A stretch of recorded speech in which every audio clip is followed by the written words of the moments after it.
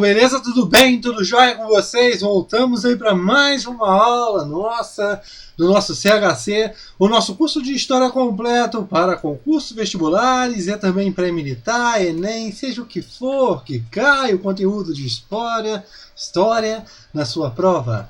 O e-mail historiacompanhão@outlook.com, o Facebook Isto Sai, o celular para mensagem 3291650267. Como você pode olhar aqui do lado, a aula é sobre resumão PM São Paulo. Tranquilo, pessoal?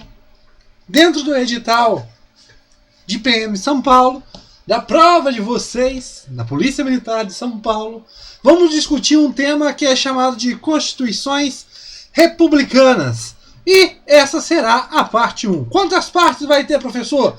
Ainda não sei. Eu fiz essa introdução e a primeira Constituição que nós vamos estudar, que é o quê? A introdução, que eu falei para vocês, e a primeira Constituição da República é a Constituição de 1891. Isso mesmo, 18091. Tranquilo, pessoal?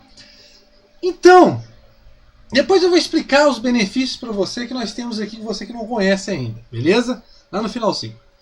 Primeira coisa que nós temos que entender, pessoal, o que é uma Constituição? Peguei uma definição muito interessante sobre Constituição e é literalmente isso aqui.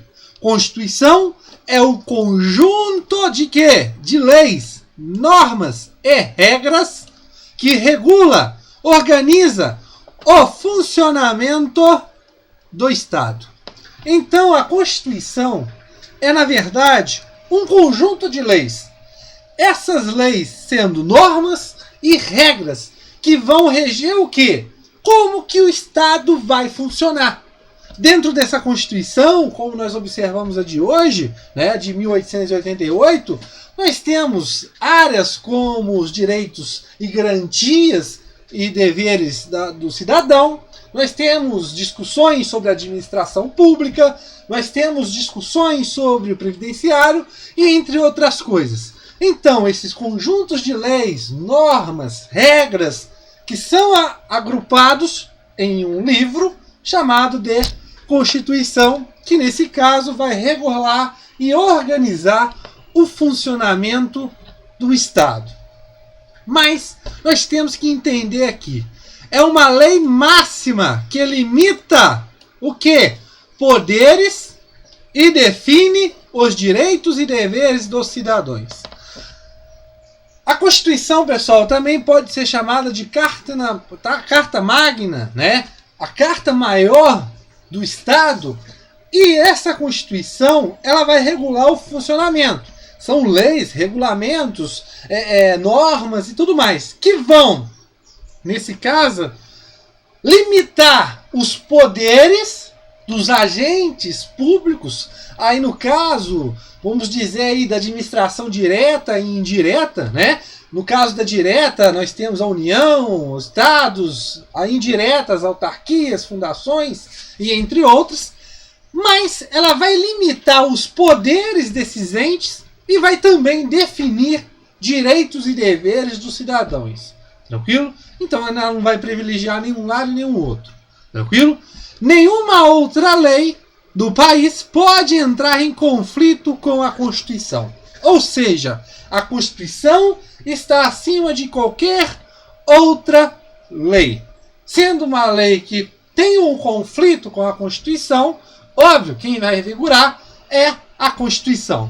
A regra seria essa, né? E nesse caso tenha por alguma coisa através das emendas constitucionais. Beleza? A Constituição, em regra, é mais ou menos isso. Tranquilo?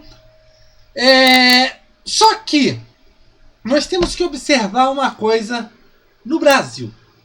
Nós temos dois tipos de constituições: as promulgadas e as constituições outorgadas. Qual que é a diferença? A Constituição promulgada, gente, é uma Constituição que ela é votada, ela é discutida por um corpo de deputados, a chamada Assembleia Constituinte. É nessa Assembleia que será discutido, que será posto as ideias que vão ou não entrar dentro da Constituição. Então essa constituinte, essa Assembleia Constituinte, essa ideia de discutir, dar-se ar de discussão, de ver os pontos e tudo mais. Quando acontece esse caso, quando há essa discussão e a Constituição é aprovada, nós falamos que foi uma Constituição promulgada, ou seja, uma Constituição que foi discutida, foi debatida e tudo mais, tudo normalmente. O problema é que nós temos as Constituições outorgadas, que, diferente da promulgada, a outorgada, como o próprio nome diz, outorgar, é o quê? Ela foi imposta. Ou seja, não teve uma discussão, não teve um debate entre a Assembleia, entre os deputados, na confecção daquela Constituição. Professor, nós temos constituições no Brasil promulgadas e outorgadas? Sim. Na verdade, nós temos 7 constituições, né? Uma do Império e 6 da República, né? E nesse caso, pessoal, nós temos duas constituições, que é a de 1824, e a Constituição de 1937, o espaço aqui é pequeno, mas vai. Essas duas constituições são consideradas como outorgadas. Professor, há uma discussão na Constituição do período militar. Sim, mas isso nós vamos deixar mais para frente, beleza? Mas, levando aqui, você tem duas constituições que são outorgadas, que foram impostas, que não foram discutidas, que não foram debatidas. Ou seja, veio de cima para baixo. O cara que estava lá em cima falou, a Constituição é essa, está em vigor e pronto, e acabou. Ou seja, duas constituições. A primeira do Império, que é a primeira do Brasil, e a única do Império, a de 1824. Aonde nós temos sim uma Assembleia Constituinte formada em 1823. O problema era que essa Constituição, a Constituição da Mandioca que estava sendo formada, ela seria o quê? Ela seria uma Constituição que iria impedir, iria restringir os poderes do imperador naquele momento, Dom Pedro I. Dom Pedro I, vendo isso, o que ele faz? Extingue, cancela essa Assembleia Constituinte e outorga uma Constituição. A Constituição de 1824. A Constituição veio de cima para baixo. E a de 1937, já estudamos aqui, que é a chamada Constituição da Era Vargas, a Constituição do período da Era Vargas, chamada de quê? Estado Novo. O Estado Novo, a ditadura de Getúlio Vargas, está lembrado? A polaca. Né? Ou seja, através da intentona comunista, através do Plano Cohen, Vargas consegue impor uma Constituição, a de 1937. Ou seja, duas constituições que não foram discutidas, não foram debatidas, não foram entradas no consenso entre os deputados. Ou seja, foram impostas. Tranquilo? Beleza? Fim dessa introdução. Vamos adentrar dentro da primeira Constituição da República. É a segunda do Brasil. A primeira, lembrando, é a de 1824, a do Império. A segunda do Brasil é de 1891. Mas qual que é a primeira da República? Essa aí, de 1891.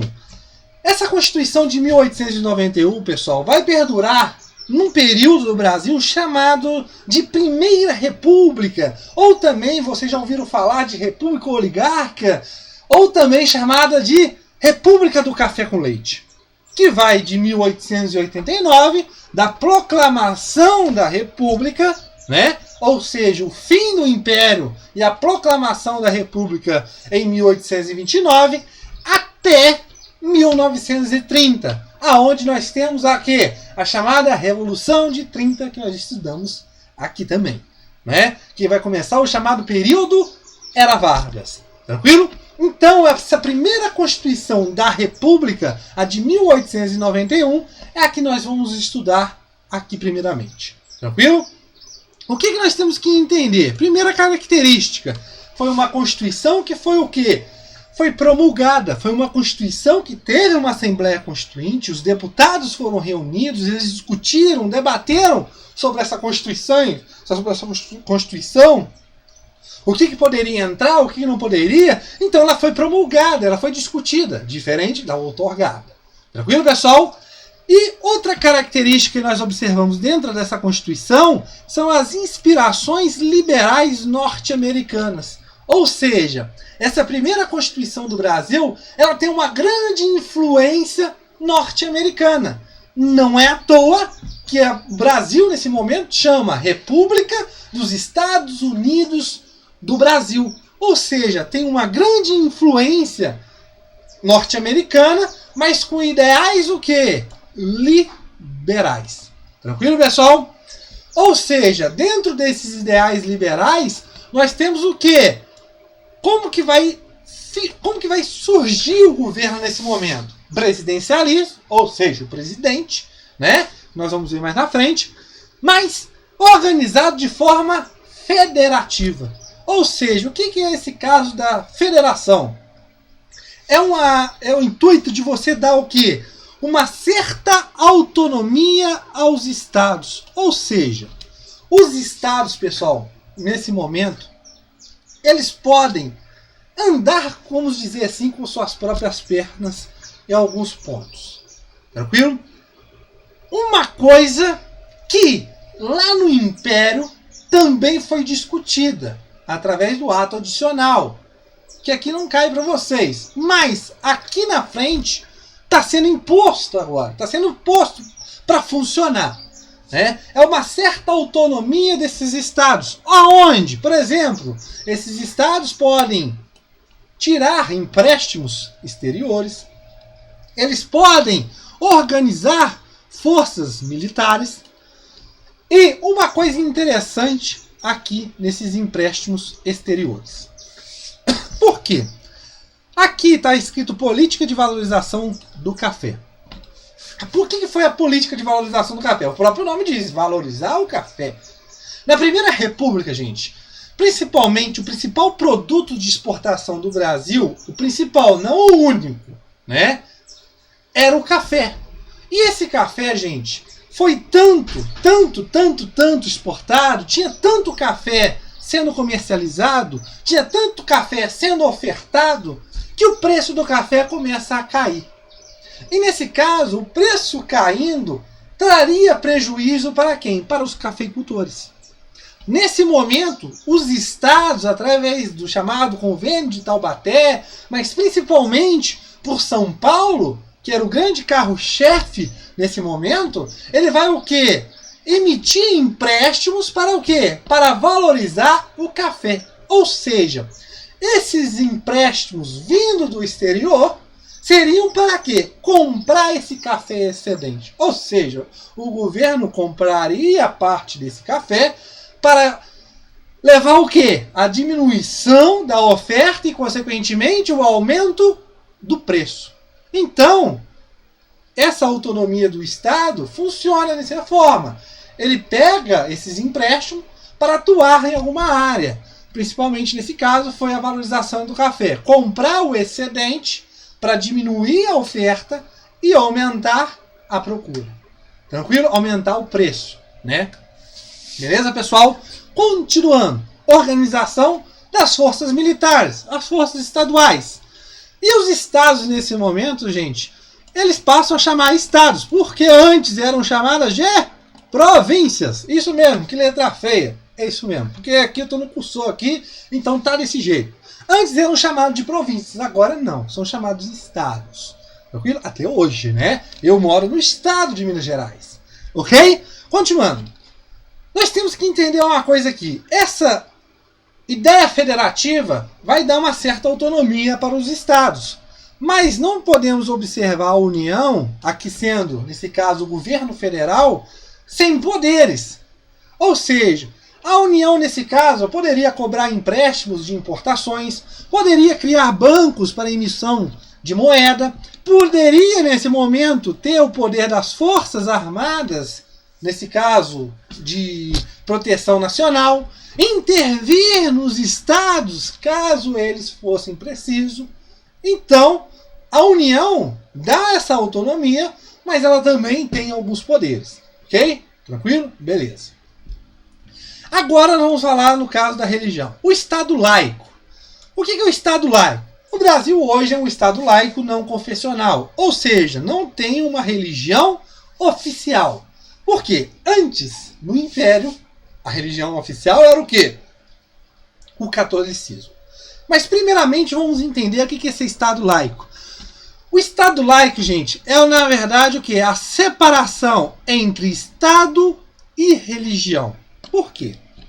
Antes no Império nós tínhamos uma instituição chamada de padroado, ou seja, aonde os clérigos eram funcionários do Estado, bispos e tudo mais, ou seja, estavam subordinados ao imperador.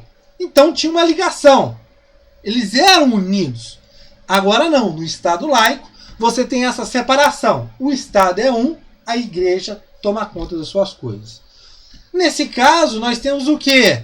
O casamento civil, não principalmente precisa ser na igreja. Os cemitérios agora podem ser administrados pelos municípios. Olha aí a separação entre Estado e igreja. Tranquilo, pessoal? E outra coisa é sem religião oficial. A ideia de não ter uma religião oficial, gente, é muito interessante. Por quê? Como vocês já sabem, em 1888, nós temos uma coisa acontecendo. A abolição da escravidão. E nesse momento, pessoal, as políticas adotadas pelos governantes que encaminharam no Brasil foi uma política de não inserção desses ex-escravos dentro da máquina estatal.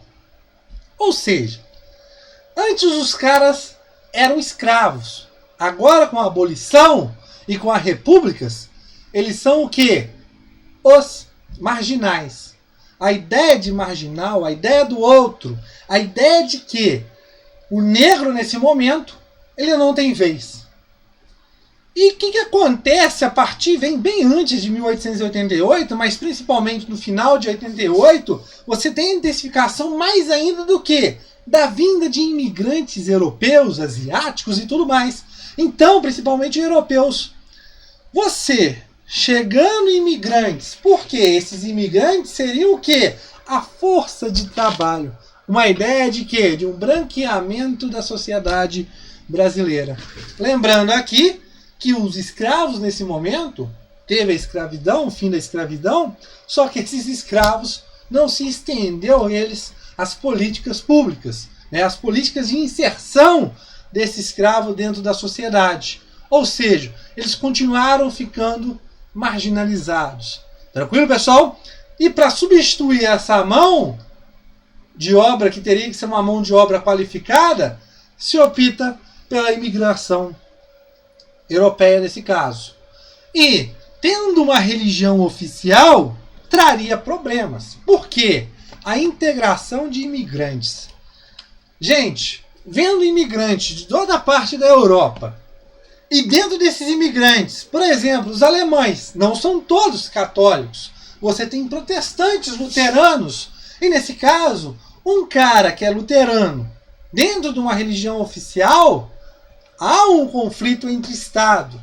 E nesse momento é o quê? O Estado laico seria o quê? Uma forma de amenizar esses atritos. Uma integração de imigrantes. Tranquilo, pessoal? Continuando. 3 poderes. A ideia da tripartização dos poderes. Montesquieu e tudo mais. Ou seja, antes do Império você tinha 4 poderes. O executivo, o legislativo, o judiciário e um outro chamado de moderador. Moderador exclusivo do imperador. Ou seja, o imperador com o poder moderador poderia fazer o que quiser, né? Agora não. Com a proclamação da República, você extingue o poder moderador. E a Constituição de 1891 traz essa nova forma de poderes. Os 3 poderes. O executivo, o legislativo e o judiciário. O executivo, presidente, governadores, prefeito eleito num período de 4 anos, o legislativo são o pessoal que vão fazer as leis e tudo mais, né? Aí nós temos o Congresso Nacional, que é composto da Câmara dos Deputados e o Senado, forma o Congresso. Então os senadores são eleitos de 9 anos, né? De 9 em 9 anos. Antes era vitalício no Império, agora não tem um período. E os deputados de 3 em 3 anos. E o judiciário, aqueles que iriam fazer as leis e tudo mais. Né? As leis não, cumprir essas medidas judiciais, né? Os juízes e tudo mais. E esses 3 poderes, pessoal, são independentes e harmônicos entre si. Tranquilo, pessoal? Então, não tem uma intervenção de um poder num outro. Tranquilo? O voto, nesse momento. Aqui há uma diferença muito grande. Por quê? Eu esqueci de pôr. O voto no Império, no período imperial, era o chamado voto censitário. Você teria que ter uma renda para votar. Óbvio que você teria que ser homem e tudo mais, da idade, mas principalmente você tem que ter uma herança, você tem que ter mufufa, dinheiro, cascai no bolso. Você tinha que ter uma determinada quantia para votar e uma quantidade maior ainda, a quantia de dinheiro para ser votado. Então, ou seja, o voto naquele momento era parte da população e quem tinha dinheiro. Beleza. Isso muda com a Constituição de 1891. Muda em parte. Ele passa a ser universal, mas não passa a ser integral para todos. Por quê? Ainda continua na Constituição de 1891 uma pequena parte da população que ainda vota e pode ser votada. Tira-se a ideia do dinheiro, de você ter uma renda. Mas você tem uma pequena parte da população que não, nesse momento, não pode votar e nem ser votado. Por exemplo, quem pode? Homens maiores de 21 anos e alfabetizados. Nesse momento, pessoal, a própria Constituição de 1891, ela restringe essa ideia da educação. No Império era obrigatório, aqui não. Então, naquele momento, o que você imagina? Um Brasil, no Império, né, escravos, grande parte da população. Agora na República, você acha que aquele pessoal ali tinha grande parte que era alfabetizado? Não. Se hoje você tem uma grande parte de alfabetizado, que, vamos dizer assim, uma grande parte, naquele momento era muita gente, mais da maioria. Então eram poucas pessoas que poderiam votar e ser votadas. Tranquilo? E quem não pode votar? Mulheres, analfabetos, os praças, aqui serão os soldados, né, o pessoal mais baixo aí da patente, e religiosos, mas também mendigos e entre outros. Tranquilo, pessoal? Como funciona o voto nesse momento? É um voto aberto. Voto aberto, diferente do voto de hoje, que é o voto fechado. Você tem a urna, você votou, se você não abriu boca, não abriu o bico, ninguém sabe em quem você votou. Lá não, nesse período, não existia ainda a justiça eleitoral. Tranquilo? Então você dá a ideia de quê? De um voto aberto. Chegava lá, no local da votação, o cara falava, vou votar no fulano de tal. Pronto, e acabou. Falava mesmo. Tinha que ouvir o pessoal. Só que o problema era que o tal do voto do cabresto. Esse voto do cabresto, gente, o cara chegava para votar.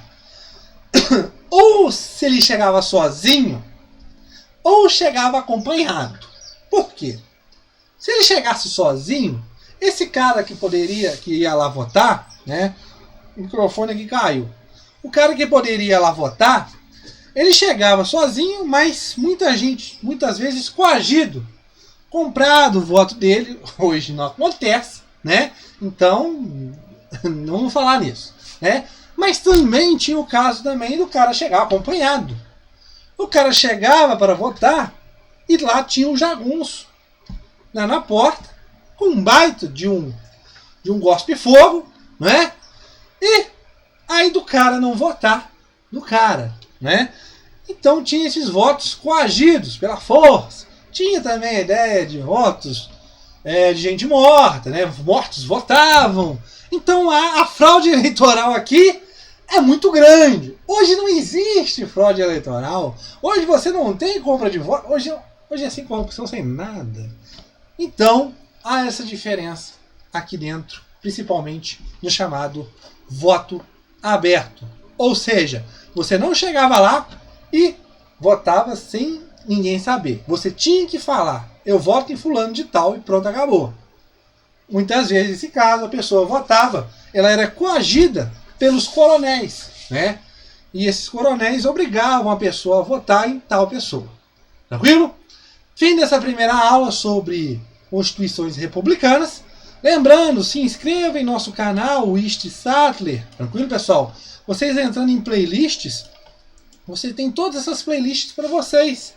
Para vocês do PM São Paulo, é importante essa playlist Pulo do Gato, que tem alguns temas que são relacionados com o edital, mas principalmente essa playlist de História Geral e de História do Brasil, que também tem a ver com o seu edital. Por quê? Essas 3 playlists que estão marcadas aqui, galera, são playlists super completas mesmo, super detalhadas, super completas. Não estão completas assim, tem todos os temas, não. Mas os temas que tem aí, os conteúdos, são super detalhados e super completos mesmo. Tranquilo? Você, que é da PM São Paulo, vai fazer outra coisa? Um pré-militar, se tem idade, ou Enem, alguma coisa? Também tem aí para vocês. Ok? Aqui no CHC, o nosso curso de História completo, estamos aqui para te ajudar. Por isso o nome Curso de História Completo, para abarcar diversos concursos, vestibulares, pré-militares e Enem. Tranquilo, pessoal?